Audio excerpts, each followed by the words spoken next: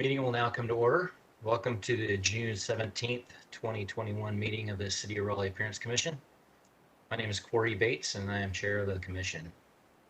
Raleigh Appearance Commission is a public body appointed by the City Council that exercises both advisory and quasi-judicial functions. The Appearance Commission's responsibilities relate to zoning and other land use matters, as well as the visual quality and aesthetic characteristics of the city. We have no administrative alternates to discuss today, so the first item on today's agenda is a review of the City of Raleigh's project on Western Boulevard BRT. So I will turn that over. Corey, I'll just say this is Charles, I'll just say a few words to introduce the team and the project to the commission. Perfect, thank you. So thanks, Corey. So today we have 3 staff members from the Urban Design Center who were the core team members managing the Wake BRT Western Boulevard corridor study, the Urban Design Report section. So we've got Danya Sandy, Carly Stevenson, and Austin Bowman. Austin and Carly are landscape architects by training and sort of produce the core of the sort of infrastructural and public realm work for this project. And Danya is a planner and urban designer and oversaw the project. Danya will be presenting the project today, but Austin and Carly are obviously available to answer questions if you have specific questions about infrastructure, public realm, things like green infrastructure. I think Austin and Carly would be more than equipped to answer those. Danya as well. But I will hand it over to Danya and we'll start sharing my screen. We'll let Danya go through her presentation and then open it up for Q&A and go from there. Thank you, Charles. Can everyone hear me okay? Okay. Well, good afternoon, commissioners. And sorry, apologize, you cannot see me, but I hope you can hear me. First off, my name is again Danya Sandeep. I work with the Design Center.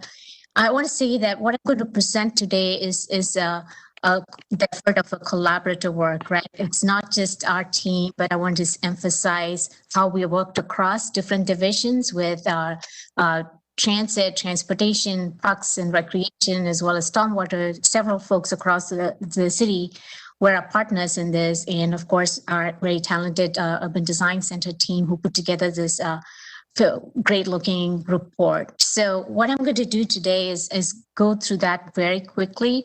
I know there's a lot of information in the report, but we hope that you have a chance to look at it, in detail. And so if today's overview seems very short and, you want to have a deeper dive, we are more than happy to have a follow-up work session at some future point. So with that, I think I'm going to go ahead and dive right into the presentation. So I guess the commission may already be very familiar with the Wake Transit Plan. I just want to give a quick background on how this project started off. So the Wake Transit Plan introduced 4 major BRT corridors. And the focus of this study is on the western leg, which is supposed to connect downtown Raleigh to downtown Cary. So for the major part of this process, right, selecting the bus route was one of the primary goals. And for that, we looked at the entire corridor between downtown Raleigh and town of Cary. So we did a lot of coordination with town of Cary. But for the planning and design analysis, this is the area that you see on the map that we focused on. And so it's again, the corridor you can see in yellow. I want you to pay attention to the leg that's in dots, the dashed line. That is the selected BRT route. And the Wake Transit Plan actually ended up with 3 different alternatives. And through this process, we ended up selecting one route. And so that is the new route that will go through the Western Boulevard extension. And the dashed line does not exist today, but will be and will also serve the future bus rapid transit to connect to downtown Cary. We also included about half a mile radius of properties because we usually consider that as a 10-minute walk radius. So the scope had three major categories. First, the land use and market analysis that was led primarily by a consultant group. It looked at the development potential along the corridor. We do have a report that you can review. And the second piece, LPA, which I just talked about, the route selection. And this was a major piece that was important for us to move forward to the project development phase for the corridor and into the FDA process. So we finished that, again, led by the consultant, and that City Council endorsed that route in August of 2020. So these two were led by a consultant. And the third category, the urban design opportunities, this is the one we're going to focus a little more on today because the final report has a large emphasis on this. This section was scoped by our own design center team, which is why we are all here today. And it focuses on physical improvements along the corridor and its surrounding areas, essentially keeping in mind how we want to leverage on opportunities that the future bus rapid transit will bring to this corridor, and to really plan ahead and provide that infrastructure connections that would be very important to the success of the BRT corridor. Next. Quick look at the timeline. So we kicked off this process back in late 2019. And as we headed to summer of 2020, of course, we got hit by the pandemic. And so we had to change our course and really had to go digital with the online engagement, which happened in fall. And we got a lot of great engagement, both in person during the kickoff as well as the virtual engagement. And then we just recently had about a month ago, we released our final report. So we're now in the final phase. We just completed our online survey, which was open for about a month. And what we are now going to do is make some updates to the document and plan to take it to Planning Commission as well as City Council approval later in fall of this year. Quick note, I do show that the design phase has also begun, and there's a little overlap here. The design phase is led by Transit Division, and that's actually where you're going to see the actual street cross section for how BRT will fit into this corridor, as well as the details of the confirmed station locations. So that is ongoing, and the 10% design will hopefully confirm some of the running way and station locations. Next. So through all of the engagement opportunities we had, we got a lot of great feedback. And what we wanted to point out here is the priorities that the community told us were important for this process to address. And it bubbled down to really four major areas. Pedestrian and bicycle connectivity was one of the most overwhelming response area. People felt like that was so lacking in this corridor. Western Board does a great job moving cars. Of course, it has served as a major gateway connecting the two jurisdictions. So that was definitely the top priority. Then, of course, intersection safety. Crossing is always a challenge. And I think those of us who use that corridor know how dangerous some of that can be. And some of the traffic data, fatality data is really revealing of that. And then folks also agreed that we need to look at specific nodes and opportunities to intensify and add on additional density so that we can eventually try to meet the city's more holistic goals of accommodating future growth, as well as looking at meeting our affordable housing goals. So again, I think we did have an equitable development plan that was adopted just when we started working on this, and that really provided that framework. So folks are well aware how important it is to start thinking about how to capitalize on development opportunities around transit. Last but not least, we also heard a lot of interest about wanting to look at sustainable design approaches to the corridor where those opportunities exist, and so that we can plan to be a sustainable corridor of the future. Next. So the urban design scope, what we scoped is really is really coming down to this. what are the ways in which we can transform Western Boulevard into a more safer corridor with multimodal options that could be well connected to surrounding areas. And in the process, also make sure that we can create walkable neighborhoods, walkable transit nodes, and also ensure that it can be sustainable. So we're really looking at a transit corridor of the future. Now, I do want to point out that unlike other corridor studies, what this study, because of the timing and the fact that we are planning around BRT, we have a large focus on infrastructure improvements, looking at public right-of-way improvements. So we do not address land use or more redevelopment opportunities more on a parcel basis or looking at massing and densities. That is going to be pending and upcoming through a station area planning process, which should be coming up in a year's time. So I just wanted to clarify that. Next. So we looked at the entire corridor. We have we divide up in 6 different zones, what we call as character zones. And the way we did that is really predominantly the character changes as you move away from downtown where you have more of an urban environment. And of course, we hit Dix Park, which has a huge presence. And then we hit the NC State campus area. And then beyond that, there's a little more very distinct character. We have a commercial corridor, commercial strip, and then it moves into this multimodal link where a lot of transition already is happening. And then we have the last segment, which is the Cary connector, which is probably one of the most opportunity areas because the road does not exist now. So, and each of these areas or zones actually offered very unique opportunities as well as challenges. And so we really assess that, and the recommendations you see are very specific to what we could find for specific to these zones. Next.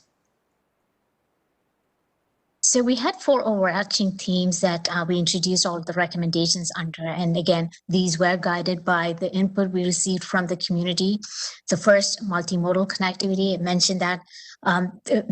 So what we have looked is ways we can enhance overall connectivity, whether it's to new streets, new bicycle facilities, or is it looking at greenway access, essentially ways in which we can enhance overall connectivity into the existing as well as future BRT corridors, and finding ways to connect those to transit stops. And so that's, so you see a lot of those recommendations in the report. Public REM enhancements, that was, again, this has a large focus in our report because we looked at ways we could look at existing right-of-way and ways we can enforce and make that more pedestrian amenities, because at some point every transit user is going to be a walker, and the quality of that public REM really encourages and influences how your pattern of whether you want to rely and start using the transit more. So we introduced opportunities there, again adding more pedestrian amenities, more open spaces, little park spaces, adding art installations and placemaking elements into that. Environmental sustainability. We did introduce a green TOD concept. And again, there was interest in how we want to see this corridor redevelop into a more sustainable transit corridor of the future. And of course, transit-oriented development, again, identifying key areas and nodes where there is a huge opportunity to develop more of a mixed-use transit-oriented villages or nodes, as we call it. Next. So in all of the character zone recommendations, what we have done and what you'll see is we have looked at specific intersections for improvements. There are some that needed more attention than the others. We looked at ways we can improve pedestrian bicycle safety. We also looked at ways for overall enhancing the connectivity. So a lot of street, bike networks, greenway access, and I have mentioned already public REM improvements. And we were also we wanted to capitalize on this opportunity for placemaking and creating that sense of local identity with the existing right-of-way where we saw that opportunity. And so you'll see good bit of that. And sustainable approaches, so you would see where we have identified the corridor does traverse a lot of ecologically sensitive areas. So we looked at ways in which you could integrate more of green infrastructure, or even start thinking about more sustainable building practices. So with that, next. So what I'm going to walk through, again, there's a lot in the report, but I'm going to give you examples of some areas of interest, and hopefully that'll help us with some conversation. So this is an illustration of one of the design opportunities we identified. The area you're looking at is actually the South Saunders and Western intersection. You can see Western is on the over and South Saunders is below. And this area has garnered a lot of interest, especially because with the Dix master plan moving forward, and with all of the redevelopment that's happening down to downtown south of Western, this becomes a critical node, and the connection between, especially to connect folks to downtown, but also to development around down to the south of downtown and to Dix Park. So there is a BRT proposed for this intersection, and it'll likely be on Western. And so the challenge is how do we make sure that we can create a transition that's distinct. So while there will be elevators to with the BRT design, we realize there's a right-of-way opportunity here that we could use to transform and create more of an inviting gateway. So what we show here is an illustration of integrating some stairwell, creating a little pedestrian plaza, adding bike racks, adding seating, and in some ways finding ways to also highlight and make that under the bridge a better experience with lighting and artwork, and of course some improvements to the streetscape, so that now we could have not just creating that inviting way of pedestrian connection between BRT access and providing great access to the park, Dix Park as well. So that's just one example of how we have looked at similar opportunities. Next. Likewise, this is in front of Boyle, and I think everyone is very familiar. And if you know how it's a very awkward intersection, because the crosswalks are offset from the main entry point. So what we're proposing here, because again, this is in front of Dix Park and one of the major gateway points, is ways you can look at normalizing the intersection and streamlining, making it much more safer. We found there is parcel, the little green area that you see is actually owned by the city. So we are looking at ways that could perhaps integrate some GSI feature, maybe some plantings, landscape, making it a nice entryway into Boylan neighborhood. We looked at introducing a pet bike path to the north along Dorothea Drive, because that is one connectivity gap that we heard from the community, and finding ways to integrate that back. Next. So, and then moving further away from there, this is right where the rail line bridges.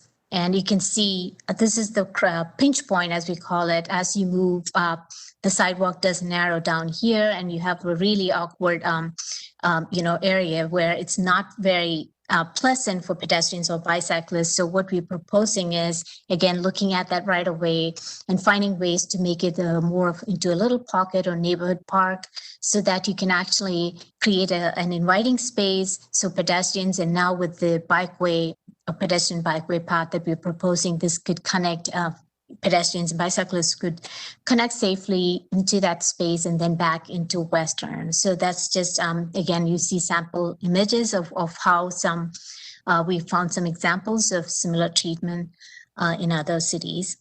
Next. So this is an area which we had a lot of great discussion around. We worked closely with the Dix team on. What you see here is the Ash Avenue and Pullen Road Bridge area. So one of the first thinking is that we want to propose realigning Ash Avenue to the alignment that you see on this illustration here. And what that helps us do is we could potentially reclaim the that whole triangle area and find ways to expand Woodland Park, but also have the ability, if we acquire that existing gas station, we could open up and daylight Rocky Branch Creek and find a way to connect that into the Dix Park.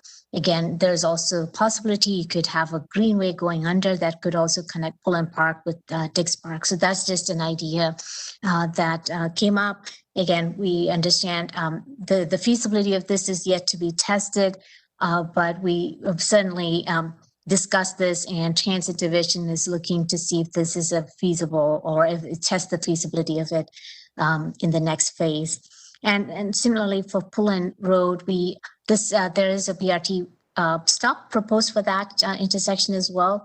And so we're looking to suggest a traffic circle there, so that to better streamline, again, the connectivity between North and South campuses, and also finding ways where people can, I mean, this is a busy intersection, and it already provides a lot of traffic and bus connections. So people felt like providing that seamless connection with some redesign of the intersection would be beneficial. So we've spent some time discussing this also with NCDOT, but those are some ideas of interest. Next. And this is just an illustration again of ways. This is looking at west towards Pullen from Western, and again, the intersection. So if we do end up having such opportunities, there are ways we can enhance and make it more pedestrian friendly. So what you see is an illustration where you have wider sidewalks, also bike lanes integrated, and lighting and better wayfinding. So really connecting to, and the public realm that essentially is the linkage, connecting and linking many of these BRT stops should be an enjoyable and very well designed, so that it will encourage more people to use and leverage on the transit service. Next. This is an example. Again, this is just different ways we have communicated the ideas. We do know that a pedestrian tunnel is to be constructed soon at the Avon Ferry Western intersection. So what we've shown here are some examples of how that may be an opportunity to think not just for pedestrians but bicyclists, but also making the design more inviting, adding placemaking, art element to it, enough lighting, so that it can actually provide a great placemaking opportunity as well, that people can identify and so not just a narrow tunnel with that looks dark, but great opportunities to integrate placemaking. These are some examples of how, again, we can integrate plaza space, especially on Mission Valley side, which we also looked at it during the Avon Ferry corridor planning process. But these are just examples of some of the ideas we think would be great to apply. Next. Then we have, I just want to give you examples of two of the key, what we call catalytic TOD sites. This is the Method Kent. This is where the food line is next to the Method Road. And then the other one, big one, is the old Kmart site. So what we've looked at these areas and added new street connections, looking at bicycle networks. We worked with NC State.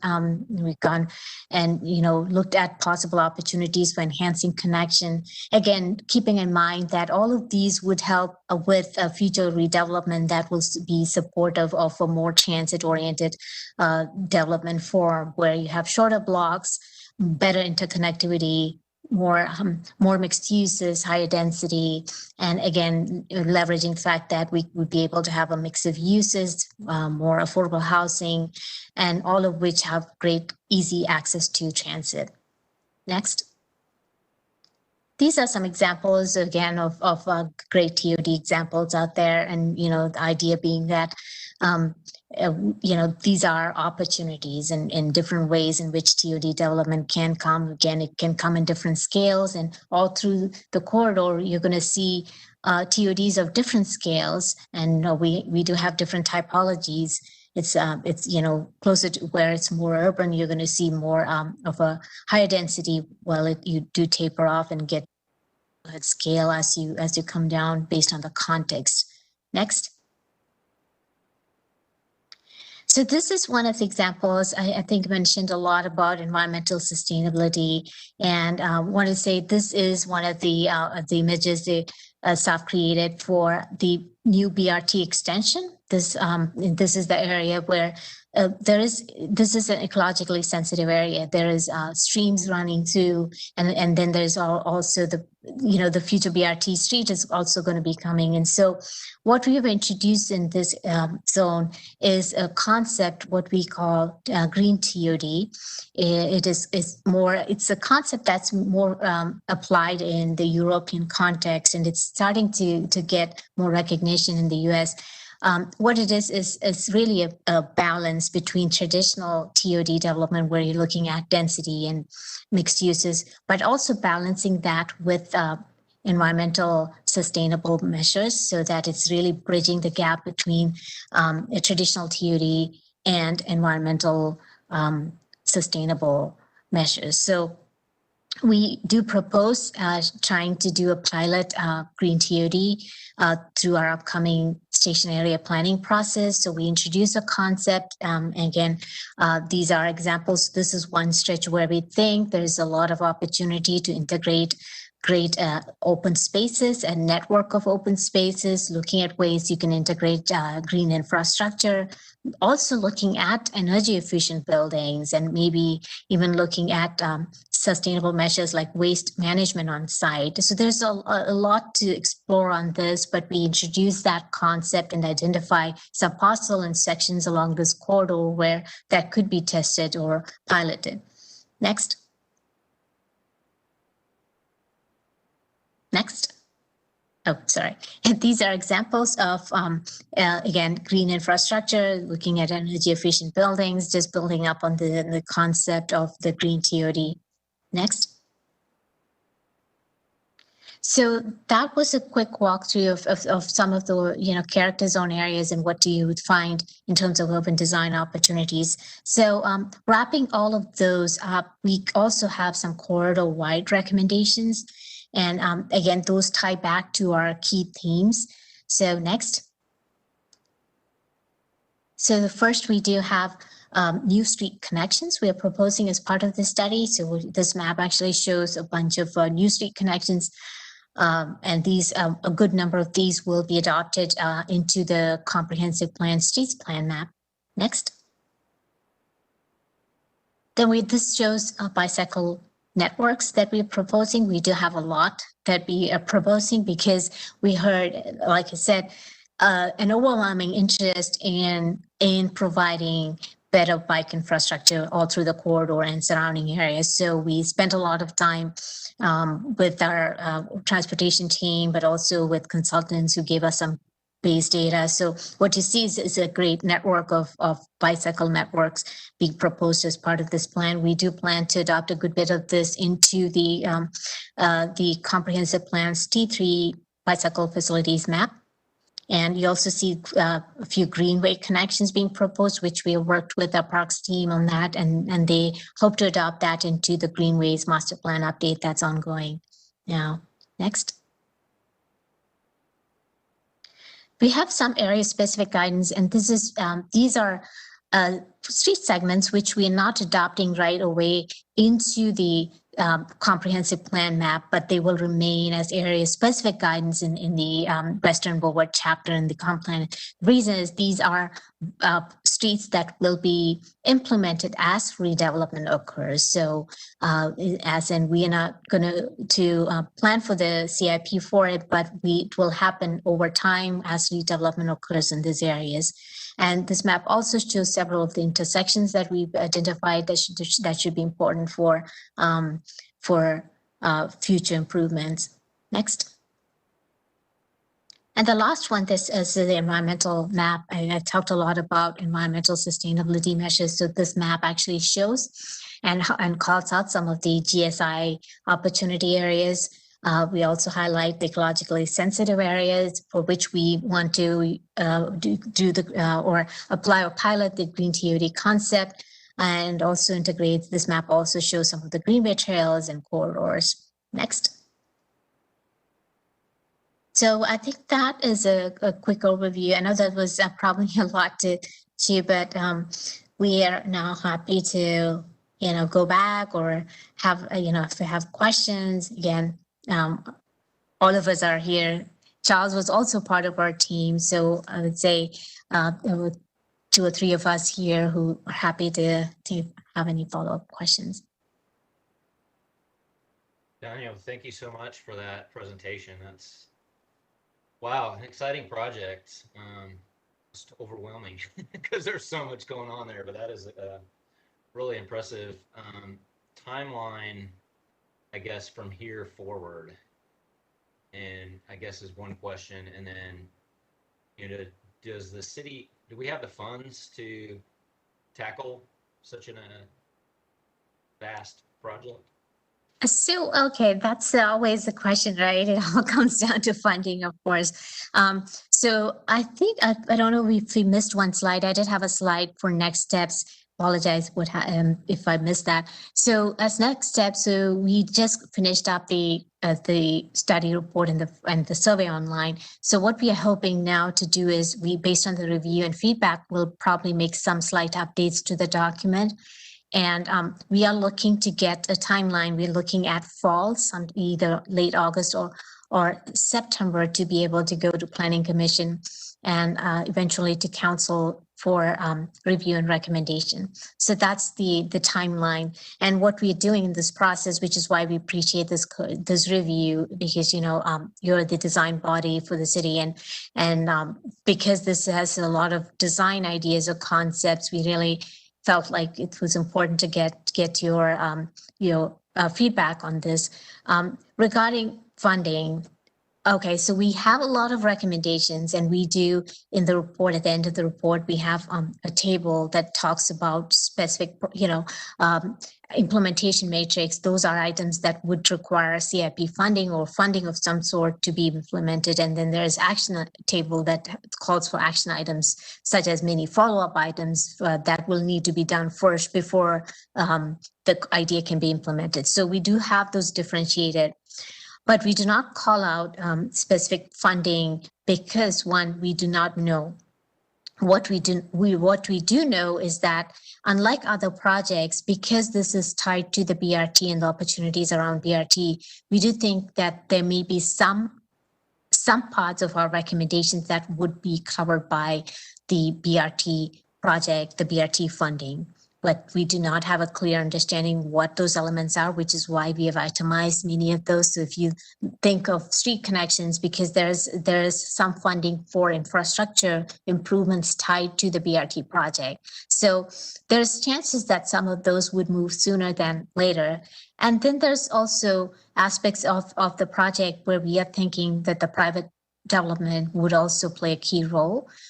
As they leverage on TOD opportunities, whether it's, contributing to new street networks and providing that walkability. So there's that piece too. So that was a long answer, but we don't have any money allocated directly for implementation of this funding, but all of these are tied in some way to different pots that's ongoing. And so our hope is that there will be aspects of it that could be implemented to those funding opportunities. Thank you. I'm going to open this up to the commission for questions, comments. I only have one other, and that is all the work going on with 440 right now. Have you been involved and have been in discussions with them with this whole intersection, everything that's going on there, so we make sure that they're incorporating what we want to see? Sure that that's yes, but I just want to make sure that is the case. Right, and no, we are well aware of that. So our transportation folks have been the main liaisons to the NCDOT, and so they have, and actually we have had a few meetings with them also when we came up with some of these new ideas. So they are aware of it. We've had shared all of our information. So we do believe that they're going to be integrating. And also, I did mention that the design phase has kicked off. So the design phase is actually looking, and I don't know if you all had a chance to preview. I think they're not yet there with the 5% design or 10% design, But that is the phase when they're actually going to look at the running way and how that's going to fit. So we'll actually get more details on how the BRT is going to integrate into that I-440 intersection through that design phase work that's ongoing right now. Thank you. Any questions from the commission? I just wanted to say thanks, Charles, and everybody else at Danya who worked on this. You know, a lot of our work in the Appearance Commission, we're seeing stuff kind of later on, and so it's really nice to see this longer term planning happening.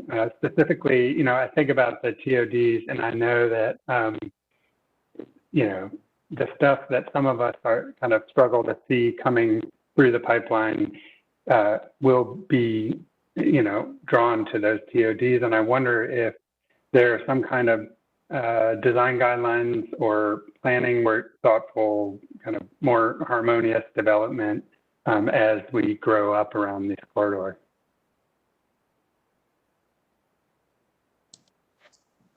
Okay, I can go. Charles, you can. So yeah, the TOD. So there is some basic design principles that the equitable development around transit introduced.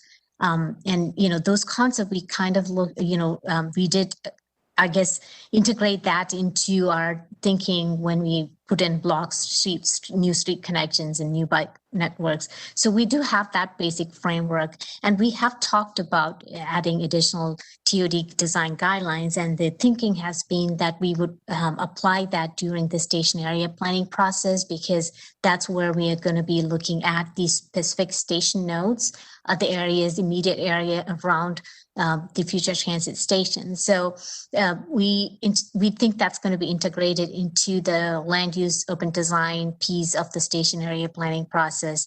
And we are going to test that out for the Newburn corridor that is actually now just started or kicked off on the station area planning process. So you are actually going to see that roll out, and we're going to pretty much follow the same process. But yes, we absolutely think that laying that design principle and standards up front is really important. And there is some aspect of it being addressed in the upcoming TOD text change, but that's really not all of it. And so stay tuned for that in the station area planning process. Yeah, that's great. So, like from a policy standpoint, what do TOD design guidelines? How would they roll out and impact the surrounding development that is being kind of incentivized or brought to the corridor? So, well, what we think, I mean, of course, it was hard in this process to talk a lot about design guidelines simply because we did not address land use. And, you know, the land use was intentionally left for the station area planning process. So I think when we get to that, what we think would be, we could develop guidelines that would be looking at specific nodes and tying those recommendations to the land use designation that we're going to be proposing. So one of the key items would be the street connectivity or the block perimeter that will definitely have to change when you're looking at transit-oriented blocks. We are looking at ways, you know, the buildings should orient themselves to the street, looking at integrating into, I guess, multimodal connections, bike share facilities, all of that. Looking specifically at the quality of the public realm. I know there's your group does a review the quality of open spaces and such. We think that the quality of open spaces would be very important in a TOD development in the context, simply because that will be really driving the success of some of these TOD developments of the future, is how well they're integrated, how well they can be accessed. So there's different aspects to that. And I know we are starting to think about that more, and we haven't yet come up with a draft of those recommendations yet, but we hope that we get to that. I don't know, Charles, do you have anything to add to that? Yeah, sure, I can add some things. So, Adam, it's a great question, and everything that Danya said about the station area planning process is is true and accurate, and that process will not only allow the city and the consultant team who's eventually selected for that project to look at sites specifically and within their context, rather than just sort of from an overarching policy framework perspective. So, for example, if there's a large TOD site that has particular sort of green stormwater infrastructure needs or particular needs to connect to an adjacent neighborhood that does not exist today, that can be done in the station area planning process. There's some other initiatives that have been either approved or are in the process of being approved or reviewed, at least in the public process at City Council, that will impact TOD, both along the corridors and within downtown. An example of that is the open amenity area text change that was recently approved. So if you're familiar with that text change, some of the things that does is sort of specifically try and create open amenity areas that are more conducive to pedestrian activity, more conducive to creating a comfortable urban environment. So an example of how that might be done is there are incentives built into the open amenity area text change to encourage developers and designers to use structural soil silver-cell type technology to allow a healthier canopy to grow up in areas where there's high pedestrian activity. There are incentives to place amenity area directly adjacent to the public right-of-way and essentially such that they operate as sort of de facto public space built into the open amenity area text change. There's all sorts of things in that text change that itself that will be tied into a lot of the TOD. There's also the transit overlay district, which is for TOD, that does things like encourage affordable housing, certain types of sort of parking structures, that sort of thing. So it's not just limited to what's going to happen in the station area planning process. I think it's sort of safe to say that most of the planning and urban design work that is being done in the city right now at least has an eye on transit-oriented development and transit.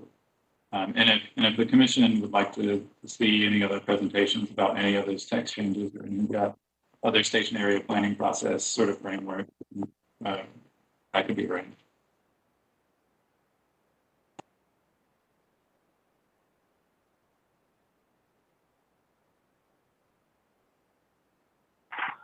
I'd like to chime in and just thank you for the presentation. It's quite an impressive body of work that I'm sure a lot of time and effort and blood, sweat, and tears have gone into. So congrats on that. Thank you. A lot to absorb.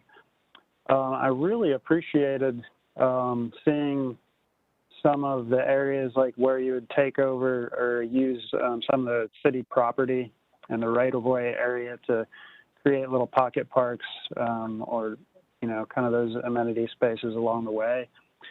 Because I remember, so when we saw the Newbern BRT presentation, it had a kind of a different flavor to it. And I don't remember seeing a lot in that presentation where they were taking advantage of the same sorts of things. And I don't know if there's an opportunity to do that on the Newbern corridor, but I think it's great to start thinking about it for this corridor if that's not an option.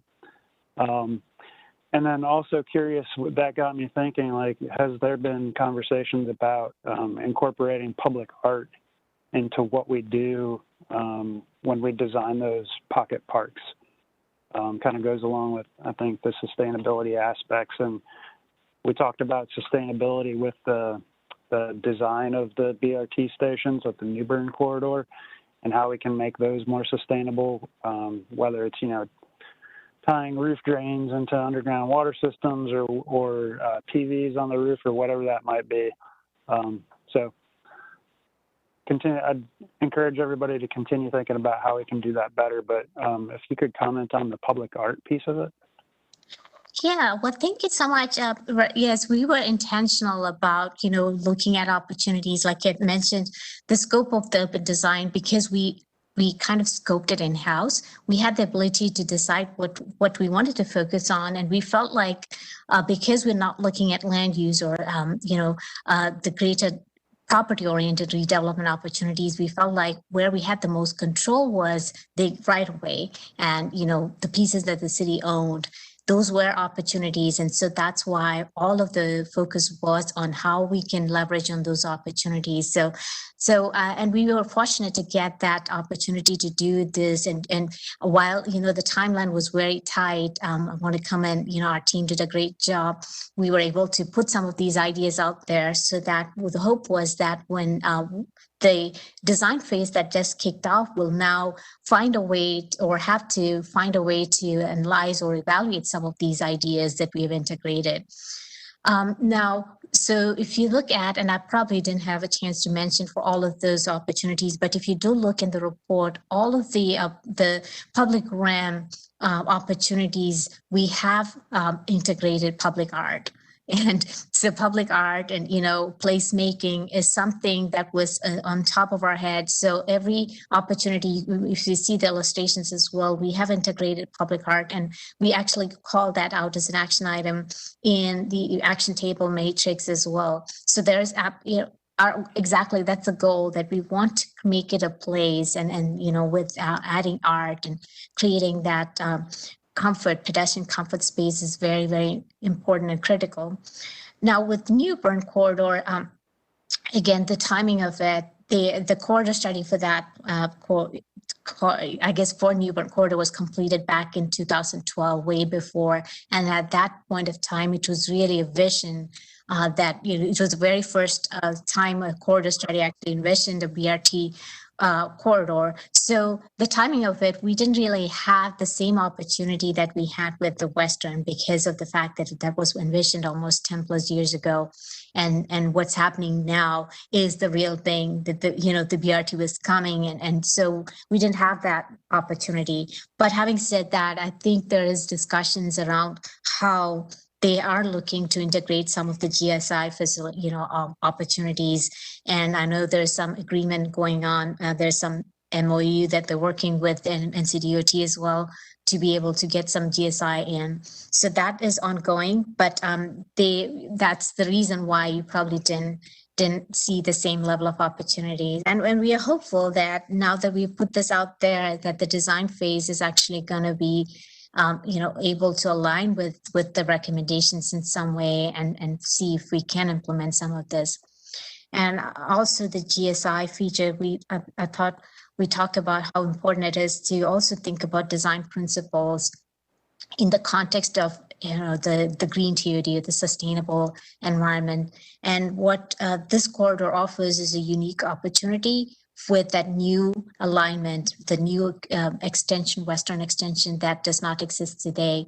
It is also in an environmentally sensitive area. So there is that huge opportunity for us to test out some new sustainable or green TOD principles. I know we got a question about green TOD principles, but that might be a unique opportunity that we could test out to come up with some new guidelines for that could be tested for that area. And we hope that while we scope that out, that we hope that the commission can support us and probably give us some input into that work. That will be a huge help to get that additional support and encouragement, because that is an area that we have not done too much work, but we really want to. Yeah, thank you. Yeah, I love some of the precedent images in the report with all the different public art pieces and placemaking. It's some pretty cool stuff. Is the intent to have because we saw the presentation from New Bern and they went into some depth on the actual the stops, the structures for the stops. Is the intent to have the same design throughout all of the BRT lines, or are we going to brand those differently from line to line? I know they have the branding study, which is a separate segment of the contract that Transit is also working on. I know they're still working on it, so I don't know for sure if they're going to think of different branding, but I do know that they're looking to integrate more of, public art and local flavor to the bus stops. Whether that would go beyond artwork, I'm not sure.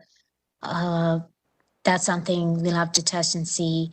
But that level of detail for Western will be upcoming in the design phase.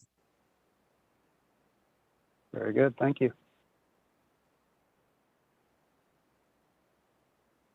I just wanted to echo Chris's sentiments. I was thrilled to see so much more emphasis on stormwater and green infrastructure. That was really nice to see. I was just curious, have you been able to engage the prison at all? That's such a kind of weird hydrological thing going on there, and tons of impervious runoff coming in.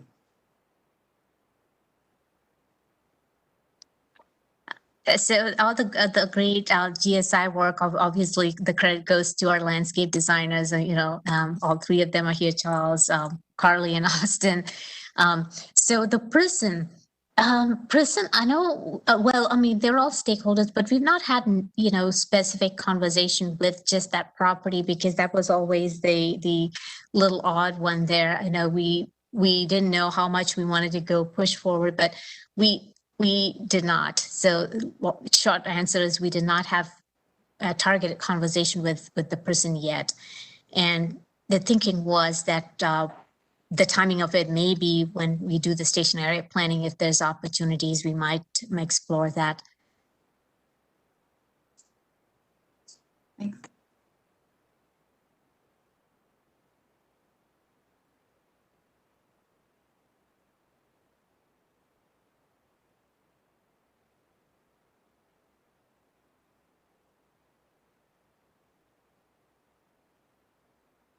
And it's thinking about the prison makes me think about the restrictions around Point Park and the cross section of pull in there, and how that comes into the NCDOT's vision for a new bridge, and then what you all showed there. Seems like a lot of moving parts to make that happen. I wonder if you could share how you all have been communicating with DOT and the Pullen family about doing anything around that bridge and between the bridge and NC State's property. Yeah, so we have had, I think, at least 3 to 4 meetings with NCDOT, over time, as we kind of develop some of these concepts. So NCDOT has seen these options.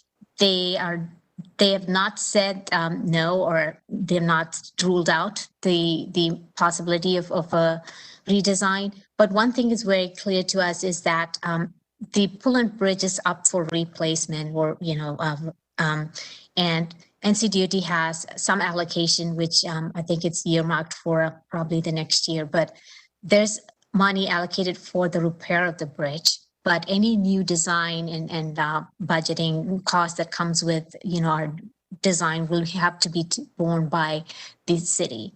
So that's the point where we understand if this is a feasible one, and the engineering and feasibility analysis has to be done. If that's workable, NCDOT is not going to oppose saying that, but the city will have to find ways to fund that.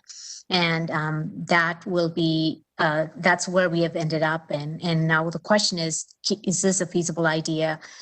We are working with the transit division group that's obviously leading the BRT project implementation. And they have actually scoped out an amendment to the existing design contract to test out the feasibility of actually this is one of the priorities we wanted to test the feasibility for, because it would impact the running way alignment in that area. So that is the last update we have, is that they are going to scope out the feasibility, and so that it'll really depend on what comes out of that. But it's an interesting idea. I know we had different iterations of this before. And this is where we landed up with whichever nobody had a major issue with. But of course, the feasibility will be more costly and expensive. But that's a question to be evaluated as we get some of the more detailed analysis done.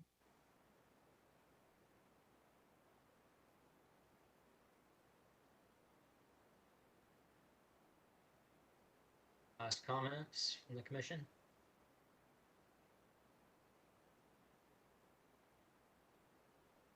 I'd just like to say thanks again for all the work that you guys are doing and putting into this to make our city better. It's very impressive. It is impressive. I also want to thank you, Austin, Carly, Charles, everybody for really tackling this. It's a great project. I think it'll be great for our city. And we look forward to kind of seeing the next levels and iterations as it comes forward. So we appreciate it and look forward to seeing you future Parents Commission meeting. Thank you. I want to echo the same on behalf of our team. We appreciate the opportunity again to be here, and we apologize. Would have loved to see you all in person, and but hopefully the next one sometime soon in the near future. But again, appreciate all the questions and the great feedback, and we'll keep you posted. Again, we'll be back because Western will have more, there is going to be the station area planning process, and we'll make sure that we'll make recommendations to have the Parents Commission engaged to, the very early phases itself, so we can get some guidance on the TOD design standards, as well as some additional thought on how we can make better, development around transit. So appreciate that. Thank you again. All right, so now that ends the business portion of our meeting, and we will continue with other business. And so I'd like to go ahead and welcome Ken Bowers. Appreciate you coming and taking your time to come see us tonight and discuss kind of our membership and forum, quasi-judicial hearing, all that kind of good stuff. So I appreciate you coming tonight. Thanks for having me. I would say now for something completely different. I'm going to start this conversation by just noting that it's the Parents Commission has a very long history. If we can go to the next slide, but the Parents Commissions are set forth in the general statutes, and alongside the Planning Commission and the Historic Commission, one of the few commissions that actually has that status. And the statute says that the commissions have to have between 7 and 15 members. Of course, our Appearance Commission has chosen the maximum of that number with 15 members, and the majority have to have training and experience in design. And as a result, the membership here includes a lot of professionals who work in fields such as architecture and landscape architecture. And a more recent change from the adoption of Chapter 160D, which was the major update and revision to the planning and zoning statutes in the state law, was to require ETJ representation, which our Appearance Commission now has. Next. So our Appearance Commission was established in 1972 by the City Council. It didn't hold its first meeting until a couple of years later, which was in 1974. Was really instrumental in looking at the community appearance issues that were of that day. Another key date is the Sir Walter Raleigh Awards date back to 1983. And of course, the event has gone through a lot of changes. Just as an aside, a few years ago, I was asked to be the speaker at the Appearance Commission Awards in Winston-Salem, and it was a nice and polite event. But our Sir Walter Awards are they're a much better party. Let me put it that way. It's a great event that you guys host, and I'm looking forward to the post-pandemic era where that returns, because I think I've been able to go every year since I've been with the city of Raleigh. Next. Some more recent history. I forgot to mention the instrumental role that the commission has played on sign and the city's landmark sign ordinance and lighting ordinances, which were certainly very hot topics in the 80s and 90s. You, for a long time, were part of the site plan review process. We had to change that because it wasn't really in conformance with state law. And you've also had historically a role in reviewing and commenting on text changes, particularly those that dealt with appearance issues. You've done special projects such as weighing in on regulations for crown signs on tall buildings. And I think a real recent achievement was really tackling the outdoor dining issue and how we could meet all the strictures for serving patrons in the right of way and do it in a way that accommodated both the needs of the patrons as well as pedestrians and the needs for a good look downtown for those uses. So very important roles throughout the history. Next, please. The current membership is, as I noted earlier, is 15, and you have an unusually small quorum, which is 1/3 of the membership. So 5 people have to show up to have a quorum. This is, as we've noted, one of the unique things about the board is that it does have a lot of professionals in it, but that creates a issue that I'll get to with the quasi-judicial hearings, which is there are often conflicts. We have that to a lesser extent on the planning commission, but I don't think it's as significant. We looked at the general attendance at meetings, and it's typically been around 10 since 2016. And I think the system worked well, but the problem is that when voting on a quasi-judicial matter, the statutory requirement is 8, or it's 50% plus 1 of the members, and since the members are 15. That means you can't vote on anything without 8. So the quorum of 5 may be in your bylaws as a practical matter. To deal with the things you're dealing with now, you've got to have 8. And then, of course, if you only have 8, that means that the vote has to be unanimous or the matter fails. And that's a very tight situation for applicants. Next, please. So, you got administrative alternates in 2013, and at that time your role was advisory. It has been determined that was not an appropriate role for that type of decision, and so we've had to move over time various decisions in the UDO that used to be handled administratively over to a quasi-judicial process. And the way to think about this is that in the land use world, there's only 3 types of decisions. There are decisions that are legislative, like when the city council makes laws, and you can have advisory input into a legislative decision. There are administrative decisions where staff provides a ruling as to whether or not an application has met some objective standards that are set forth in the ordinance. And then anything that's in between those, that's not legislative or lawmaking, and that doesn't deal with objective standards, but has sort of more generally stated standards where judgment is necessary, is by definition a quasi-judicial decision.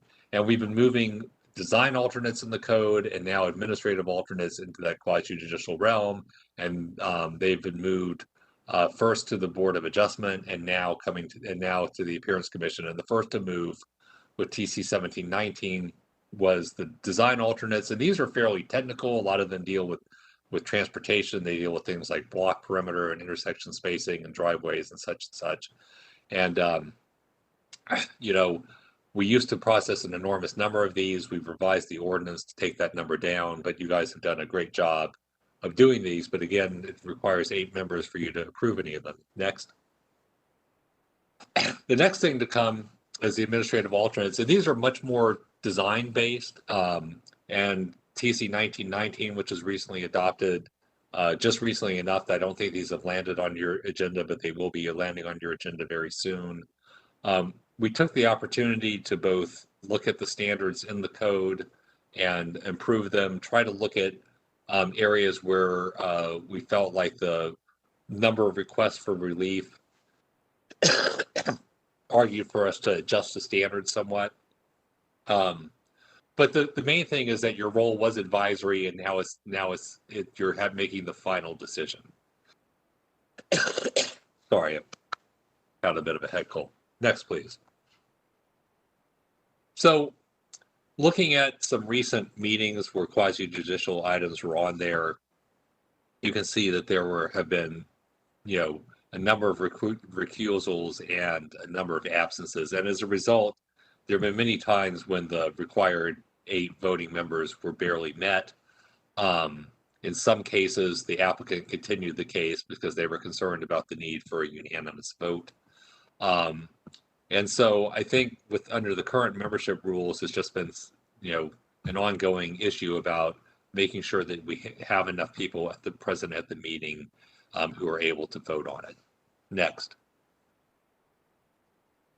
So we want to give you sort of an overview of how you compare to the other boards and what their methods are. So the Board of Adjustment has a system of members and alternate members, and the alternate members do not vote unless there is an absence of a member or a member is recused because of a conflict. The alternates do attend all of the meetings. Board of Adjustment meets once a month. They've historically had very heavy agendas with a lot of items on there. And the presence of the alternate members has meant that they are, that it's largely unheard of them for them not to be able to hold a meeting and act on an item. Next. The Historic Development Commission is a larger commission with 12 members. What is interesting about them that I think is somewhat unusual is they use a special subcommittee to hear certificates of appropriateness. And certificates of appropriateness are quasi-judicial hearings. I think the RHDC is, I think, unique in having this subcommittee. But the reason why they do that is that most historic commissions statewide do mostly nothing but review COAs. RHDC has also had this large advocacy role involved in preservation more generally, and they do a lot of business outside of the COA review, and they decided it was efficient to have a large membership that would be involved in those types of matters, and then a subcommittee that would hear and vote on COAs. But like the BOA, they have 5 regular members and 2 alternates to deal with the issue of any sort of absences or conflicts. Please. Just for reference, these other boards do not do quasi-judicial hearings. Planning Commission has 10 members, one of whom is in the ETJ. Parks, Rec, and Greenways Advisory Board is large like you are with 15. Arts Commission has 12. Bicycle Pedestrian has 12. And Environmental Advisory Board has 9. So the Appearance Commission is definitely, along with the Parks Board, the largest board in terms of membership in the city. Next, please. And just to show you kind of what's pending on the agenda, you'll have 2 quasi-judicial cases on July in July of this year, 3 for August, and then September is when where the administrative alternates, which have been retitled design alternates, start appearing before you. Next. So I think, in discussing this with staff, and I've had extensive conversations with Carter and Charles on this because obviously they're a lot closer to the issue. We feel that based on recent history that the status quo is probably not a preferable way forward, that we should look at a way of reducing the number of members who have to attend to vote on items, so that it'll be easier to get the required quorum and less likely to have to continue matters because applicants are faced with either a completely unanimous vote or denial. So we have 3 options here. One is the commission could simply get smaller, and that deals with the issue of attendance, but it doesn't really deal with the issue of conflicts because the probability of having a conflict is the same whether the commission is large or small. The second is to use alternate members, and that would essentially say we'll have a certain number of voting members, which would be a number obviously smaller than 15, and the remainder would be would be alternates. And, in the Board of Adjustment world, the alternates attend every meeting. They just simply don't participate or vote unless they're called on to do so. With the RHDC, they usually find out of what the attendance is going to be in advance, and I don't think the alternates do attend every meeting. I'm not sure whether that could work for the Appearance Commission, but it might be able to. The third option is to create a specific committee that would have members and alternates like the RHDC does. Next. We don't necessarily expect you to make a decision on this today. We kind of wanted to lay out the issues and get you thinking about it and have you be able to answer questions. But we are going to say that we think that probably the best way forward is focuses on the idea of converting some of the members to alternates. And it's a decision, I think, is more up to the commission as to whether or not you want to continue to have 15 members or not.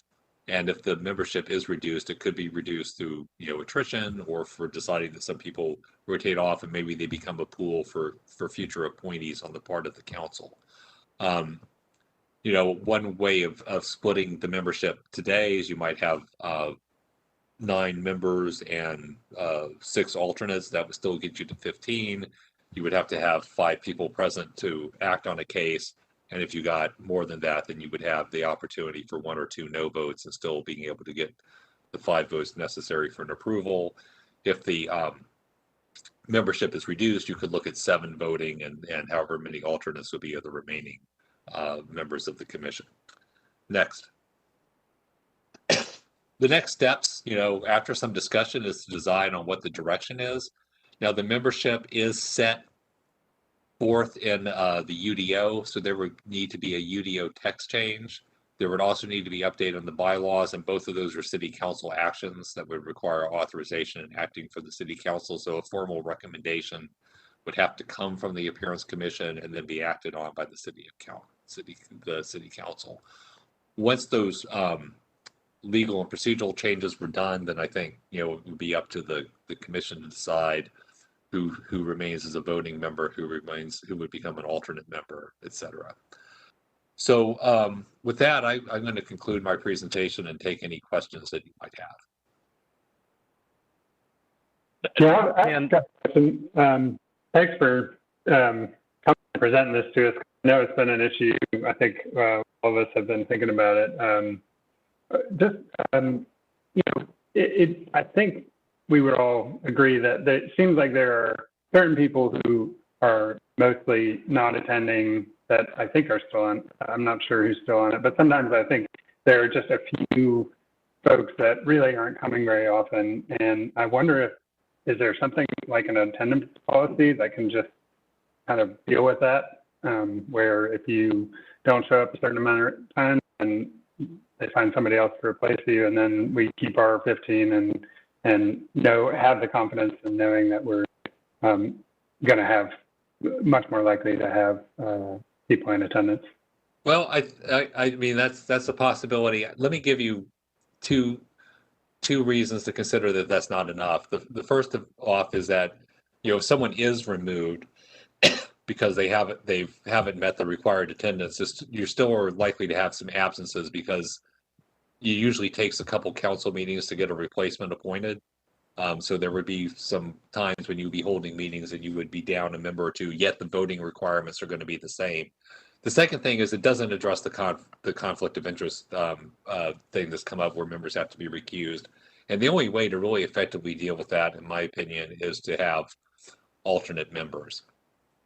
Now, because they don't count towards the vote total, but they're available to fill any slots that might come up during a meeting if someone is recused. And they may, say you have 3 items on the agenda, it may be that one member has to be recused on this one has to be recused on the other one, the alternates can come in. One thing I neglected to mention on the Board of Adjustment is typically when a slot comes open for a voting member, preference is given to moving an alternate member into that position, which is another way of doing it. And so one of the things that the alternate membership does is it kind of eases people into the flow of the Board of Adjustment meetings where they're not always on the spot voting on every item, but they're observing the meetings. And then when an opening for a voting member comes in, they can easily fill that and they're totally up to speed. If I could just clarify one thing, the state legislature has provided some relief in that if the board has a vacancy, they don't count that towards the number of membership. Okay, so if there is a vacancy and you're down to 14, now one vacancy given the size of your board doesn't help. But if you came down to, if you had 2 or 3 vacancies, now you're at 13 or 12, and it would take at 7 votes instead of 8. Okay, because you still have to have a majority of members. It's just that the statute says if a seat is vacant, that could never vote yes or no. Either way, it can't vote. That seat cannot vote because it's vacant. And so they don't count that against your membership. So you do have a little bit of relief built into the statutes with vacancies. But it's still tough to get the number of folks in here to where it's a simple majority that the applicant needs to get. But if you have a substantial number of folks out, it's a supermajority vote that they have to get in reality, not a simple majority. And so now one thing that the Appearance Commission, I don't know about the Historic Commission, but in the Board of Adjustment, alternates will still, they don't vote, but they can ask questions. They will get involved in some of the discussion of a case in front of them. They just don't vote. And so you would, if someone were an alternate, they could still engage, ask questions, and so forth. Thank you for that clarification, Dave, because that was my question is, originally when we were talking, I think I was considering, hey, do we have a separate subcommittee for this? But, if it was open to the whole commission to be able to, I guess I want to clarify, if it was open to the whole commission, but we only had 5 or 7 voting members, could the whole commission then hear and ask questions and that kind of stuff, but you just rely on those 7 voting members to make the decision? And right, to get back to Adam's point, I just, to be a little bit blunt with our commission, is, and Carter's done a good job at trying to get people's feedback if they're going to be available at meetings or not. And even more so this last one, saying, let's give me 1 week. We need 1 week. And that's what the Board of Adjustment and others do, is they know 1 week in advance, so they have time to fill those vacancies. And again, tonight we did not get that. We got stuff an hour before. So just kind of being a little bit blunt with our commission that, we need to be respectful of our staff and the others. Yeah, absolutely. And Corey, as the newest member of the commission, I think this is my 5th meeting or so. I see the same faces over and over. So to be blunt as well, why is it not a priority for the rest of the commission members? I signed up for it because it was important, for me, and I keep it on my calendar and I attend because it's a priority. Do we have any feedback from other commissioners on maybe why it's not a priority for them?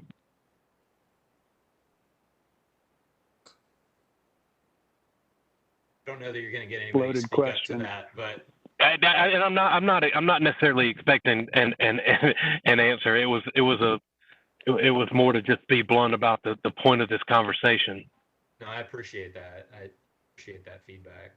I would state, and this is making a major assumption, the role of the Appearance Commission has changed greatly in the last couple of years, with the Appearance Commission going from advisory to actually being the decision maker through these quasi-judicial proceedings. And so members are being asked to do something that the Appearance Commission wasn't doing when they were appointed. And so I think we have to recognize that the role of the individual commissioners is slightly different than when they may have first been appointed.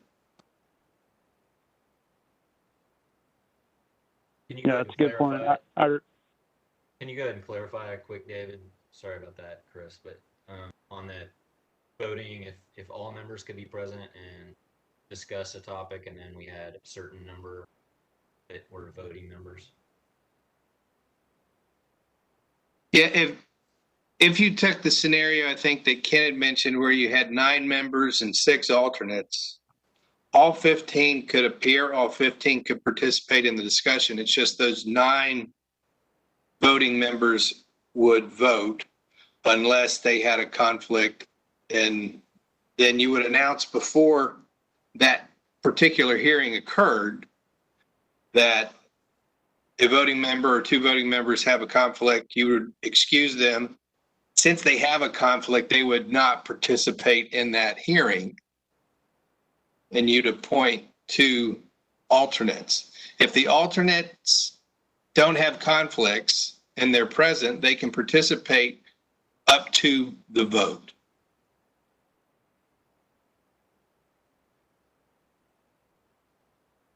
Yeah, that makes sense. I was going to say, it seems like a good idea to me to have those alternate members, and whether the number is 8, 9, 10, we can debate that. I'm not sure how many I would reduce the committee to, from 15 down to whatever. I think we do some other things, and I'm not sure if BOA or Historic Commission gets involved in things like Sir Walter, where we're asking a good number of our committee members to help do other stuff and be part of these subcommittees, whether it's Sir Walter Raleigh Awards or Design Committee, High Impact, High Visibility projects. And I think we get some participation from people that aren't always at these meetings, at those that help, honestly, they help relieve some of the burden for the rest of us for having to volunteer and commit to everything that we want to do. Yeah, I think the BOA, I mean, they are variances and interpretations, and basically that's it. Everything they do is a quasi-judicial hearing. They don't have business outside of that. RHDC, I think, is a much more comparable group in that they review development applications, COAs, and make final decisions on those, but they also do lots of other things, such as nominating historic landmarks and doing research and producing reports on the history of the city, and managing the periodic update of the city's architectural surveys, and et cetera, and serving as part of the review process for the creation of new historic districts and landmarks. And so that's why they've structured themselves that way. Hey, this is Jake. I was wondering, is there a reason that the third option to be structured more like RHDC was not highlighted by you all, if they are the best comp for us in terms of another commission structure?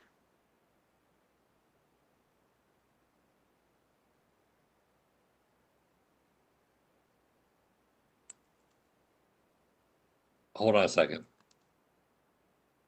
I think I saw that you're recommending number 2 and maybe number 1. Well, I think staff has thought that the RHD system, which works well for them, is kind of unusual, and that just having a simple subset of voting and alternate members kind of gets you in the same place, and it's simpler, and certainly simpler to explain. You don't have to have. The other thing is, like, the RHDC COA committees are like not part of their normal meetings. and I also believe they have some special enabling authority to operate that way. It's an unusual and it's an outlier.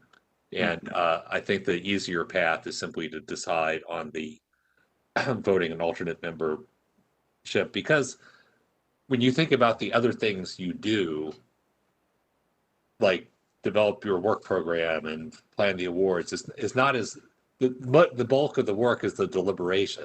The voting is a formality, and they're typically unanimous votes. It's a little bit different from the quasi judicial work when it's a development approval. And I think I think that the alternate members won't feel like they're left out of the party in those actions. They'll feel like they're fully participating in it, even if if that work concludes in a vote, they're not technically part of the vote.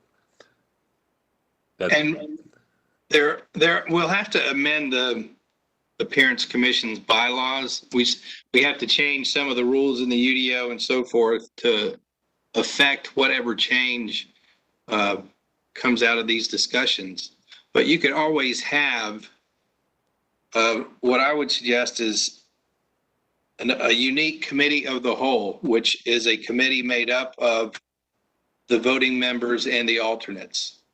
And then what you could do is say that committee of the whole, through your bylaws, you would say that committee of the whole takes on the responsibilities of what the Appearance Commission does outside the quasi-judicial realm, if that makes sense. Yeah, that's kind of what I was thinking. And then potentially, we have sort of an internal understanding that maybe the alternate members play a slightly larger role in the voting business outside of those meetings to just balance the workload a little bit. And that would essentially give us the benefits of the RHDC structure without making it so complicated. Assuming all of that is kosher, legally and otherwise. Anybody else have thoughts on that? Does that make sense, what I'm suggesting or throwing out there? I think it does, and I think what I found with the RHDC, and I don't know exactly if that's formal or not. I've been in front of them every time for the last few months. It seems like when we have our COA meetings, it's just limited to those people. I don't know if they're allowed to have other people show up or not. But what I think would benefit the Appearance Commission is, and what's made us always stronger, is having the more people that can comment and provide feedback. Even if they're not necessarily voting on that, they have their comments heard, because that helps make the decision. So I like that better than probably the DC does.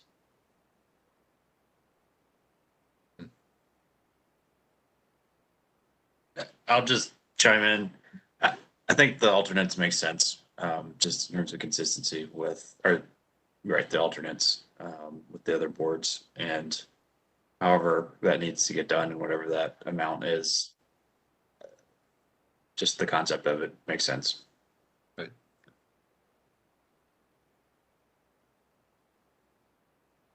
Yeah, I agree. I think the voting piece is a kind of formality, like you said, Ken. And I am confident that we would, encourage conversation and the sharing of ideas from everybody, even if they were an alternate. So I think that sounds good to me. Okay, so I think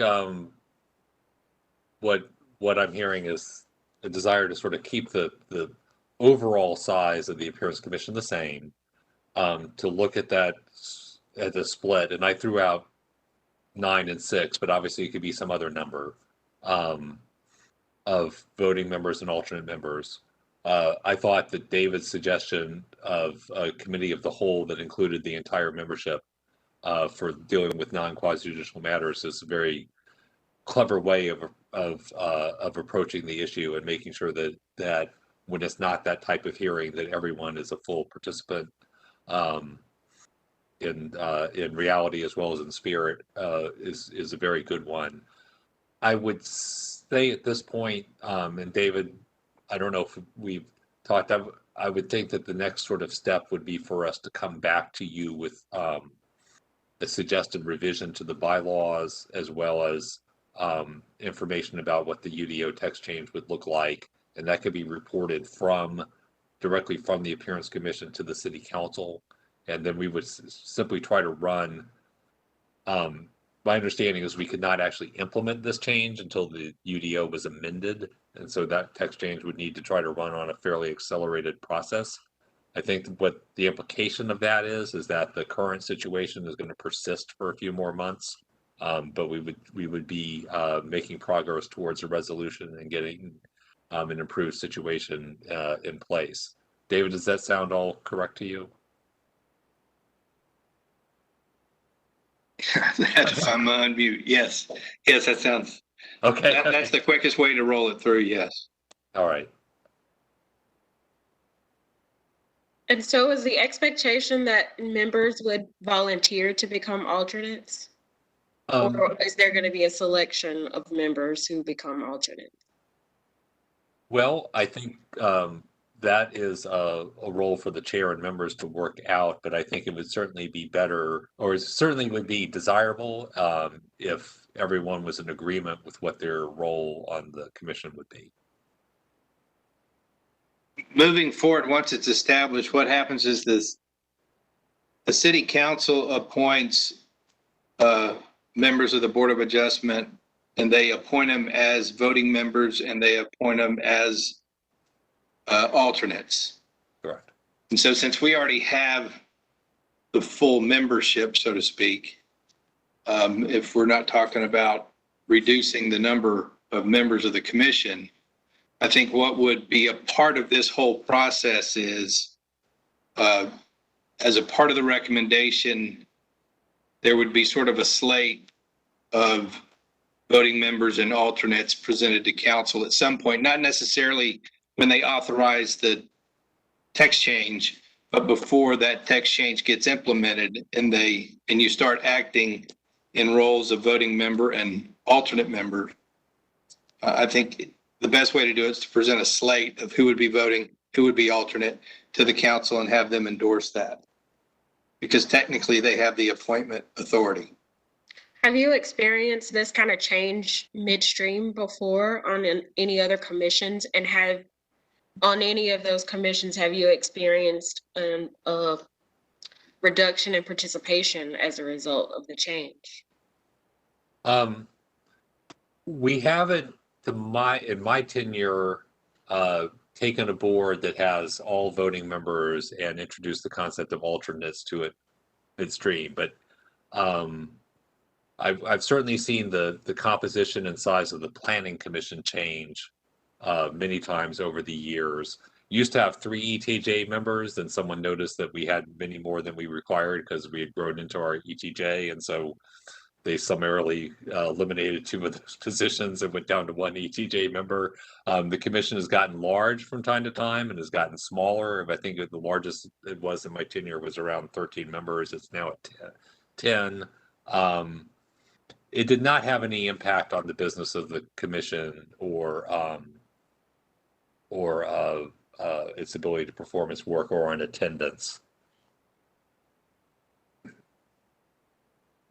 One other question for David, I believe, and I just want to make sure I'm clear on this. So sometimes the Appearance Commission will do early courtesy reviews of development projects.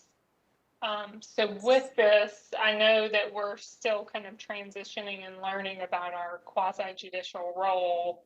And my understanding is the people that are voting could not do those earlier on because they have additional information outside of that hearing or meeting, basically. Is that correct or incorrect? No, that's correct. It causes conflict and questions of due process if it would be considered ex parte. It would be communication outside of the hearing. And so that's frowned upon in the quasi-judicial world, as it is in the judicial world. So you don't want one side pulling the jury or the judge panel to the side and asking questions before they actually have the hearing. And so whoever participated, if you all had that informal and continued that practice,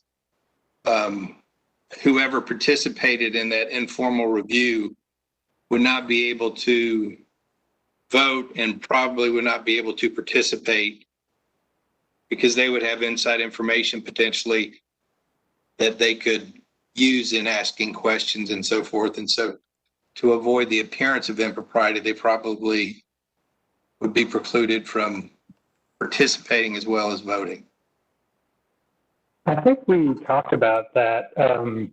Maybe it was in a subcommittee. Carter, do you remember? We kind of threw this idea around, and I think it's a really interesting idea because I think there's a lot of value in being able to say something, whether it's formal or informal, early on to help out. And I think that folks on the committee, appreciate that role and would be able to, really make a good impact. But I thought that you all had laid out, maybe it was Charles, I can't remember, some complexity with that, or?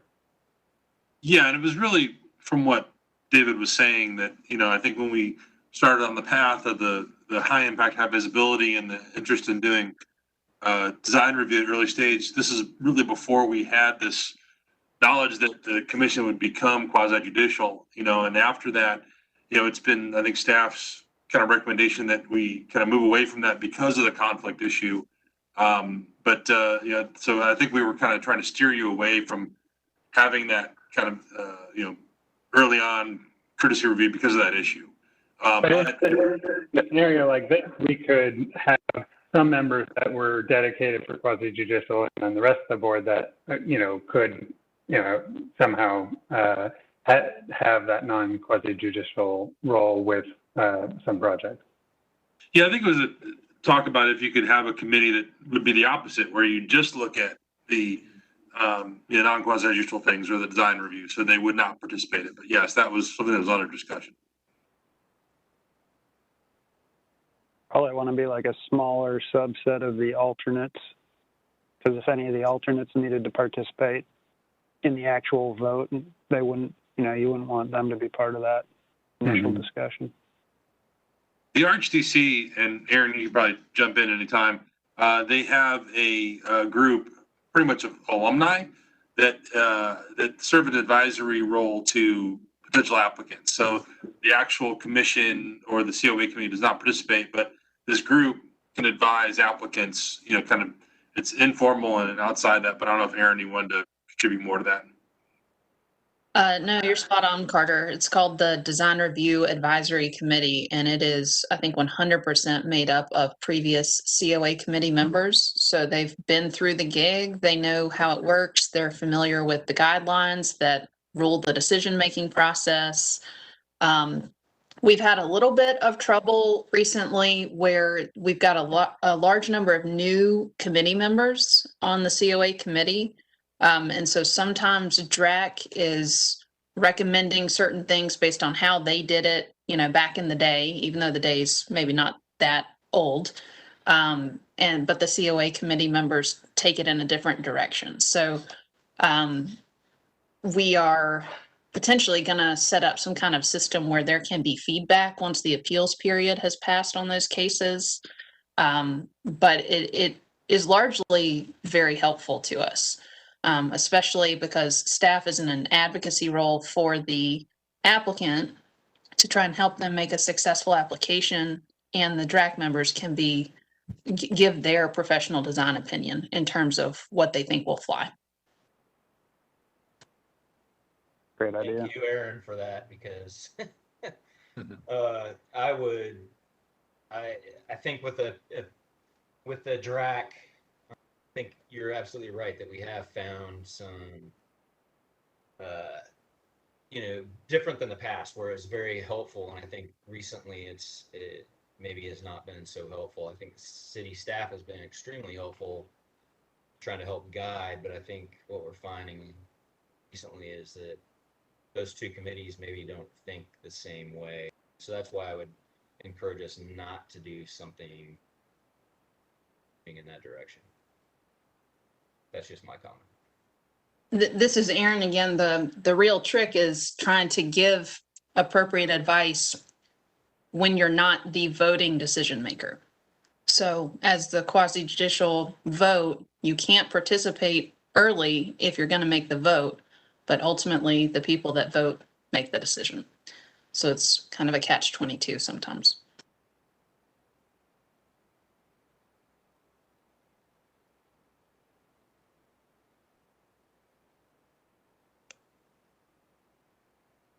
Great. Any other last minute feedback? Not. Yeah, sounds like David, if you can come back with some thoughts. I just had a quick question is, based on this discussion of wanting to have this informal review group, would there be a desire in having, because a group of 9 members with 6 alternates, that's a lot of alternates given 6 members. And so I didn't know whether you wanted to have 9 members voting, 3 members would be alternates who would be available to fill out the group if there were conflicts or absences. And then the other 3 were permanent members of this review group.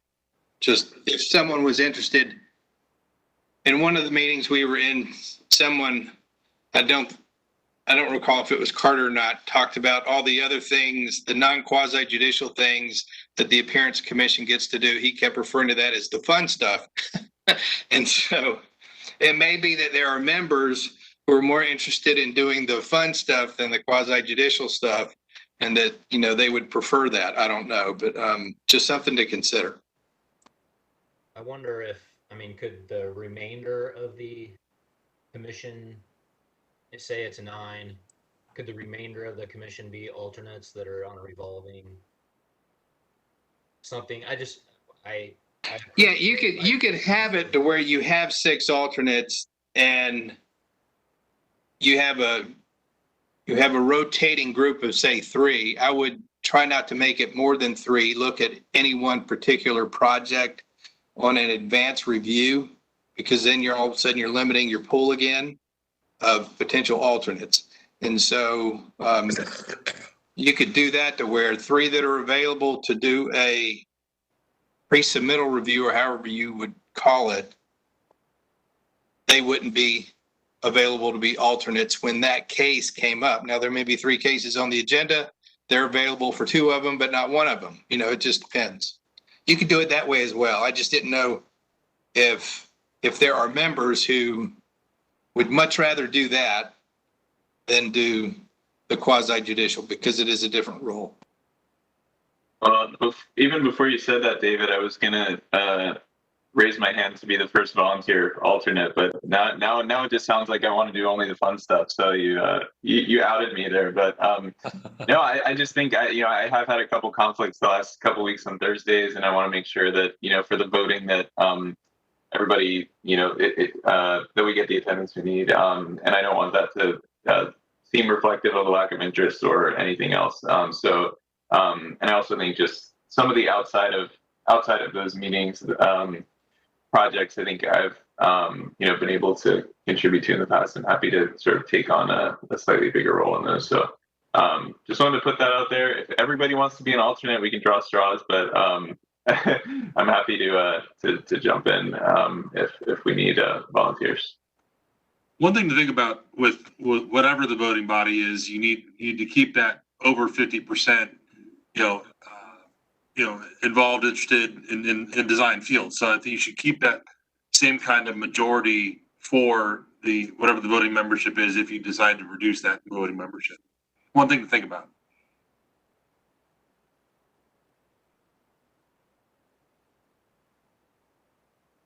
Well, I think it's a pretty cool idea having, basically you've got this kind of 2 groups and one of them alternate and maybe a more informal reviews, and maybe takes on some of the other tasks that we have, like shelter or legacy project, and really can be kind of more responsible for them. I think that's cool. I don't know if we ever figured out if we would insert ourselves in the later on reviews. I know we talked about it in that subcommittee, but I don't think that's resolved.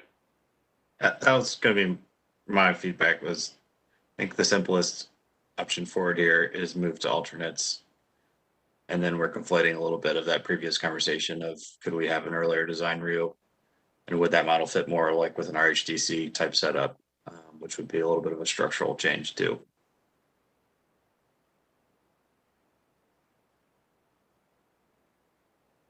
I think that, you know, I appreciate Patrice's comments, and I want to be sensitive to people's thoughts and comments because I have no idea. I mean, like Jake just mentioned, I mean, what people would be interested in. I think it might be just worth doing a quick poll of our commission as it is now and seeing what people's thoughts are. And then we can kind of figure out how to best proceed once we kind of know that. But I like the idea of engaging as many people that are on the commission as want to be engaged in it, but limiting the voting members to maybe something.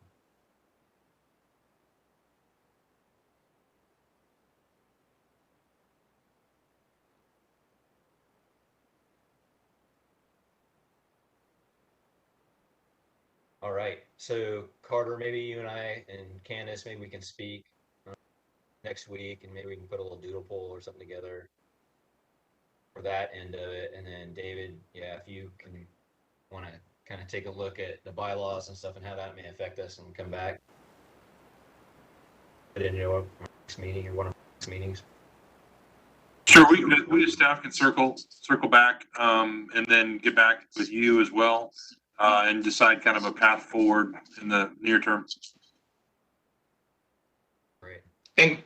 And just so you know, Catherine's been a part of all the discussions leading up to this. She just had a surprise. We're talking about conflict. She had a conflict and she couldn't make the meeting. And so I'm her alternate. She's the voting member. I'm her alternate. So anyway, thank you for your input. It's helpful. Thank you for all the support here. So we couldn't do without all you guys. So that's great. Let's move on. Let's keep this rolling. So let's look at some working group committee reports. And Carter, since you really don't want to be on vacation, you'd rather be here with us, I'm going to go ahead and let you speak with some legacy projects and Sir Walter Raleigh Awards. Sure, and for the record, all the stuff that the commission does is fun stuff. I just thought there might be people that might think that non-quasi-judicial stuff is more fun. But thank you. As you, most of you recall, we had David Moore with the DRA here last meeting to talk about the legacy project. And we really thought we'd have the time to get another meeting in before the due date for budget requests for this current budget year. So found out we did not, and we didn't have as much money to play with. So I thank you to the members that we talked to offline about getting that in shape and getting the ability to spend some money this current fiscal year.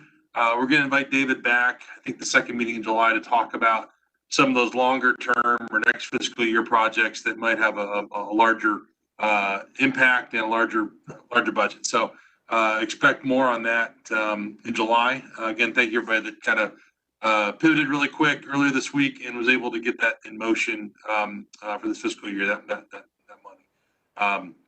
So unless there are any questions about that, I can just briefly say we're still looking to probably have the Sir Walter Raleigh call go out early July, probably after July 4th, and then probably looking at kind of a later in the summer for the due date for those, and then the jury. So look for some information and probably a committee meeting or working group committee very soon on that. But unless you have any more questions about that, I can just talk about one other topic of interest to everyone.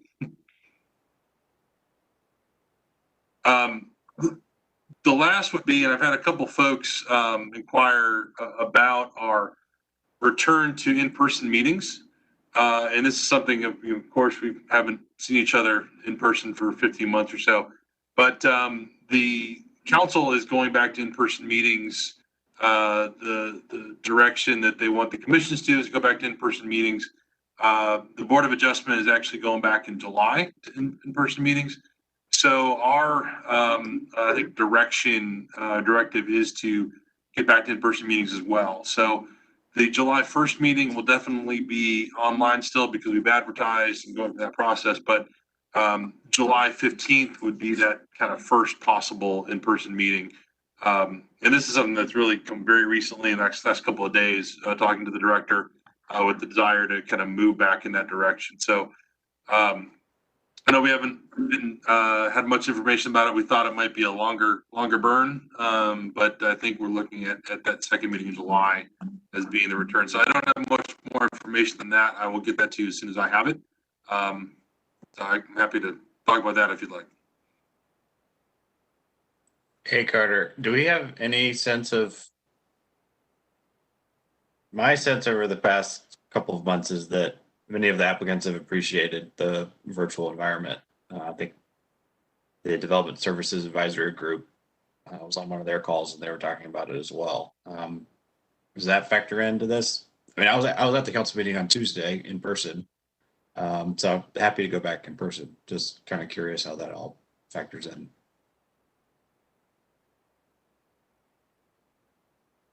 I can't really speak that beyond the Appearance Commission. You know,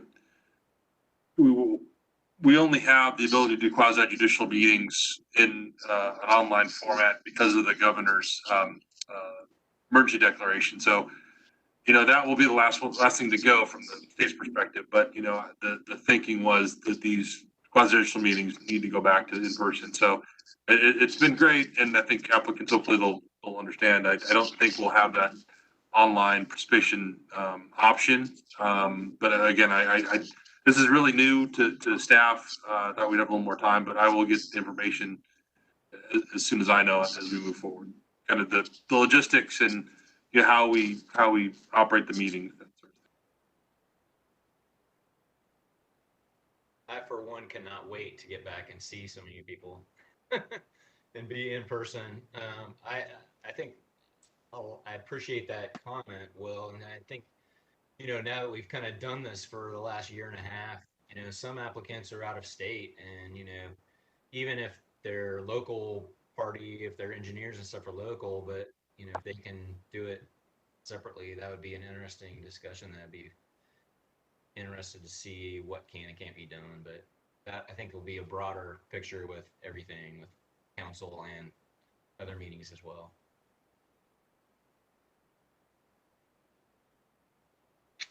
My understanding is that when the boards go back, and each one's going back a little bit differently because of their schedule and what they've already advertised. But when the boards go back in to in-person, resume in-person meetings, that the expectation is that everything would be in person and there wouldn't be electronic communications. The ability to have the quasi-judicial hearings through electronic means is tied to that same bill that's associated with states of emergency. So you couldn't just do it just to do it. And so I think that's the expectation that I'm hearing, is that when you go back in person, everything is to be in person. One last thing. So going back to talking about quasi-judicial and voting members, whatever that number is, I think if we're going to put a doodle poll out and kind of ask what people kind of, you know, where they would see their role and what they would like to do, it might be interesting to kind of hear if there are people that are reluctant to come back or not. You know, I, for one, am excited, but, you know, I don't necessarily speak for everybody. So I want to make sure that, you know, we understand that as well. Other people, you know, knowing they're going to have to come back in person. All right, with that being said, I did not see any meeting minutes. No, you did not. I realized that I did not upload those. So they will come with the June 3rd meeting, minutes at the next meeting. Perfect. I apologize. Worries there. I just want to make sure I didn't miss it. Okay. So great. Any other business from anybody else that they would like to?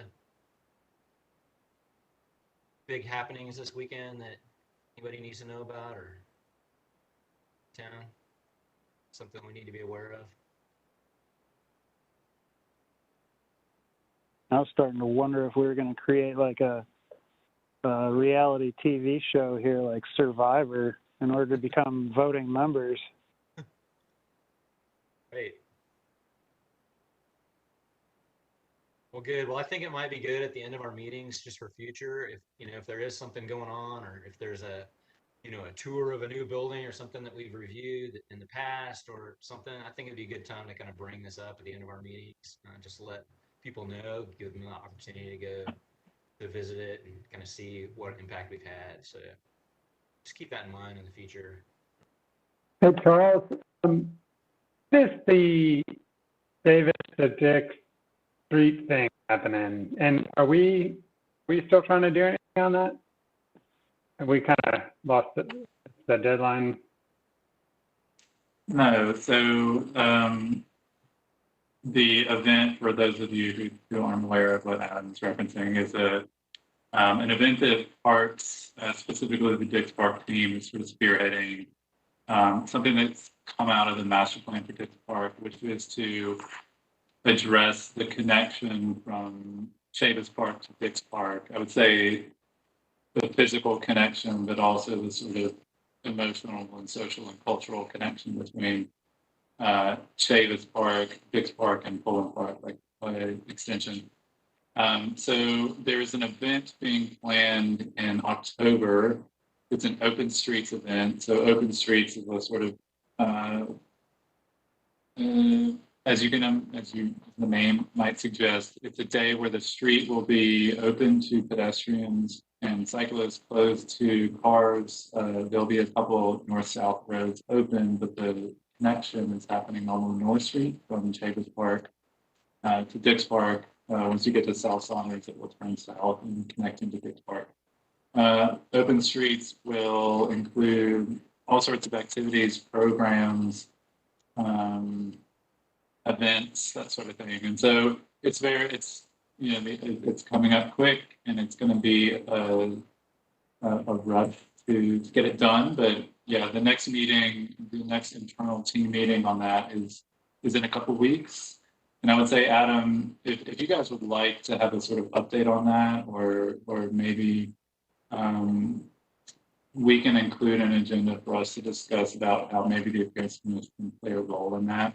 There's absolutely opportunities, I think, for any of the firms or companies or organizations that you're involved with to participate, either by, sweat equity and building some stuff for us, designing some temporary parklets, that sort of thing, any temporary structures. I think we'd be more than thrilled to have as much participation from the Appearance Commission, and by extension, the design community, as we can.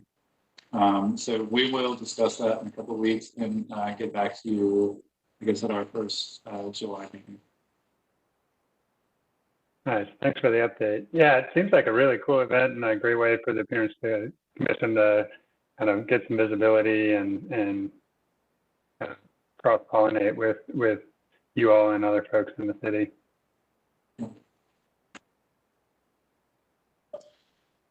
That reminded me, I have one quick update. DRA just released a report today on the public realm that we've been working on for the past 3 months. So looking at things like parklets, pedlets, curbside pickup zones, that I think a number of you guys would find interesting, in advocating for the permanence of some of those options. So I'll send that around via email. Let me know if you have any thoughts or questions. Cool. The curbside pickup stand. Well, I don't have the magic wand to make that stay, but we are advocating that they stay for. Oh, cool.